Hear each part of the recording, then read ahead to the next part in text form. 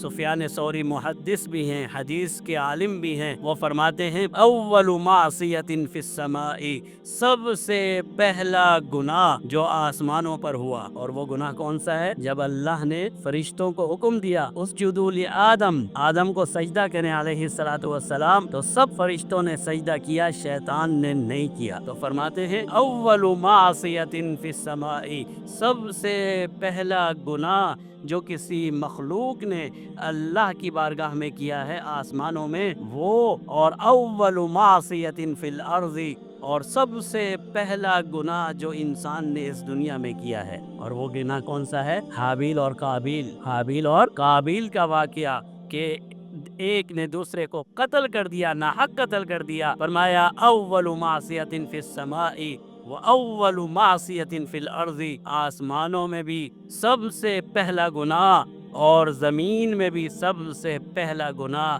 الحسد، اس کی وجہ حسد بنا ہے۔ اتنی بڑی بیماری ہے کہ زمین پر بھی پہلا گناہ حسد ہے۔ جب ایک بھائی دوسرے بھائی کو قتل کر دیتا ہے، وجہ کیا ہے؟ وجہ صرف یہ ہے کہ ایک کی نیکی اللہ کی بارگاہ میں قبول ہو گئی اور دوسرے کی نیکی قبول نہیں ہوئی، اس کے دل میں حسد پیدا ہوا۔ اور آسمانوں پر جو سب سے پہلا گناہ ہوا کہ جب ابلیس نے، شیطان نے حضرت آدم کو سجدہ کرنے سے انکار کر دیا، دونوں کی وجہ حسد ہے۔ جب تک یہ حسد کا وبال یا حسد کی بیماری ہمارے اور آپ کے اندر رہے گی تو آپ یہ سمجھیں کہ ہم شیطان ہیں، ہم اللہ کے نافرمان ہیں۔ یہ ہو ہی نہیں سکتا کہ حسد بھی ہو اور ساتھ ساتھ ایمان بھی ہو۔ یہ میں نہیں کہہ رہا، جناب نبی کریم صلی اللہ علیہ وسلم نے فرمایا لا یجتمع فی جوف عبد، فرمایا کسی انسان کے پیٹ میں یعنی دل میں، کسی انسان کے دل میں نہیں جمع ہو سکتے الایمان والحسد۔ کیا جمع نہیں ہو سکتا؟ ایمان اور حسد